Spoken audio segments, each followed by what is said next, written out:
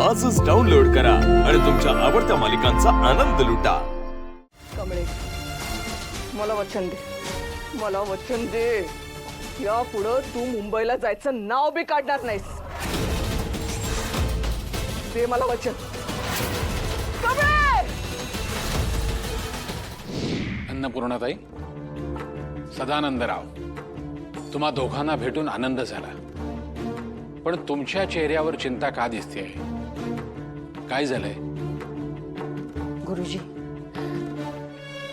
आम्ही जेव्हा आमच्या थोरल्या नातीची अगदी आशाच सोडली होती, तेव्हा तुम्ही आम्हाला दिलासा दिला की ती जिवंत असणार। तेव्हापासून मनाला एकच ओढ लागून राहिली की कधी एकदा आम्ही तिला डोळे भरून बघतोय। मी ती या घरात लवकरात लवकर येऊ दे म्हणून देवीला कौल लावला होता। देवीने तसा कौल दिला सुद्धा, पण तरी गुरुजी मनात शंका येते, मनाची चलबिचल होते। तर आता कृपा करून तुम्हीच काहीतरी वाट दाखवा।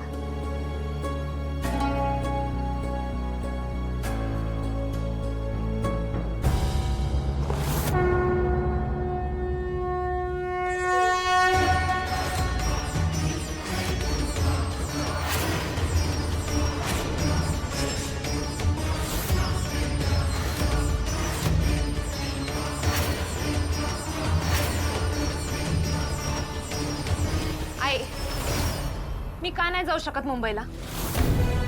काय त्या मुंबईत नेमका तुझा प्रॉब्लेम काय ते तर सांग।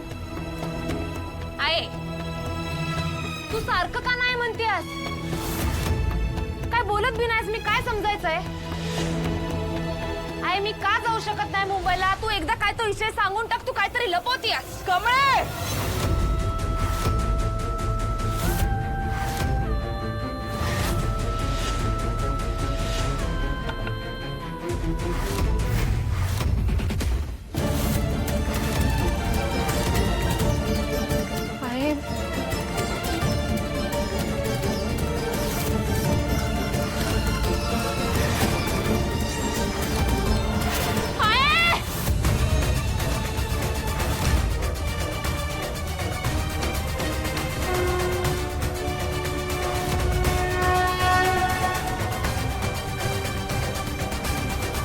ताई, तुम्हाला देवीने अगदी योग्य संकेत दिलाय।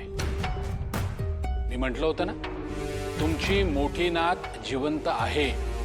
तुमची मोठी नात तुमच्या आयुष्यात लवकरच येणार आहे आणि तिचं पाऊल जेव्हा या वास्तूत पडेल तेव्हा सगळं बदलेल। तेव्हा निश्चिंत मनानं तिच्या स्वागताची तयारी करा।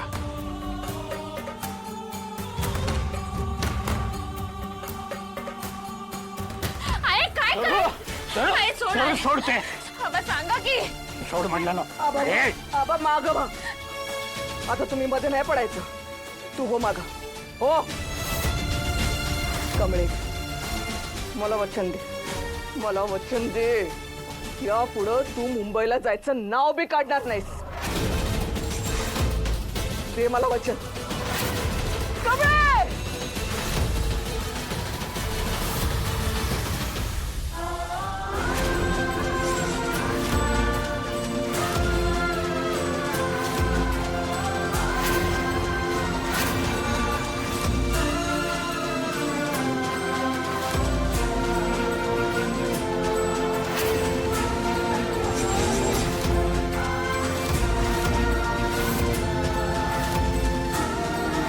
नाही, फेकते लागो।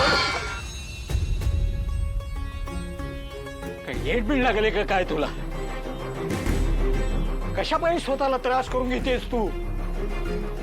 आहे मी पाया पडतो तुझ्या, तू म्हणशील तसं आपण करू।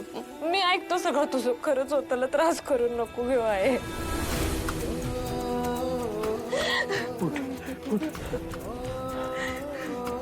चल माझ्या बरोबर।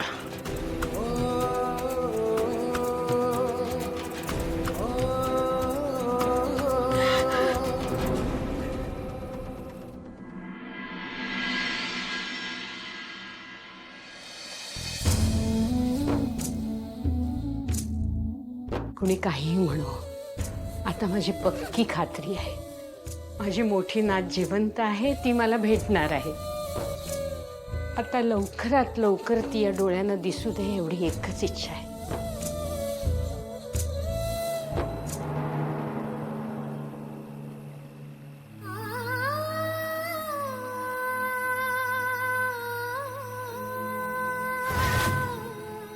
सरू, तुझा देवावरचा विश्वास कमी झालाय का? काय असं काय बोलायलंय आबा? आपण कायमच तुळजाईच्या पायावर डोकं ठेवत आलो. अगदी मनापासून भक्ती केली तिची. तुळजाई आपल्याला कधी त्रास होऊन देईल का?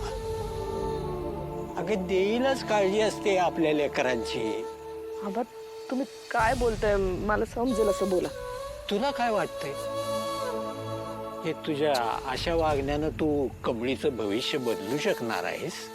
पण आबा तू आता तिच्या संग जसं वागायला लागली आहेस त्यानं तिला त्रास व्हायला लागलाय. हे तुला समजत नाही काय? मला एक सांग, तिला माहिती तरी आहे का तू तिला मुंबईला जायला नको का म्हणतेस ती? तुम्हाला तर माहिती आहे ना मी तिला का नाही म्हणते ते. तुम्हीच सांगा ना, मी कसं पाठवू तिला मुंबईला? आणि मी तिला मुंबईला पाठवलं आणि तिथं तिचं काही पुरी, तुला कसली भीती वाटतेय ते मला समजते, पण तू घाबरतेस कशाला? देवीचा आशीर्वाद हाय आपल्या माग.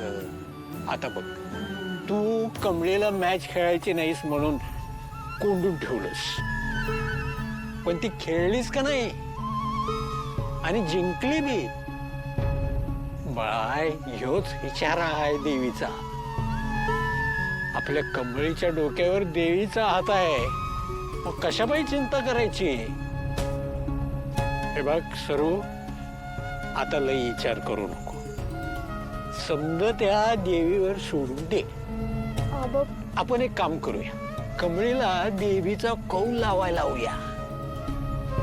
आपण कमळीला देवळात दिवा लावायला लावूया आणि उद्या सूर्योदय होईपर्यंत तिनं दिवा पेटतात ठेवला तर आपण समजायचं की कमळीवर देवीची कृपा आहे. आणि जर दिवा येजला तर तू म्हणशील ते करू की आम्ही दोघं बी. काय म्हणतीस?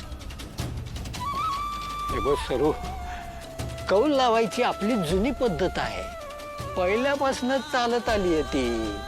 आणि तुझा पण विश्वास आहे की याच्यावर. बघ, कौल लावून बघायला काय जातंय? तुझी काळजी पोरीच्या स्वप्नाआड येत असेल तर कसं चालेल? म्हणून तर म्हणतोय, कमळीच्या आयुष्याचं काय करायचं ते तुळजाई ठरवलं. बरोबर बोलतोय ना हो मी?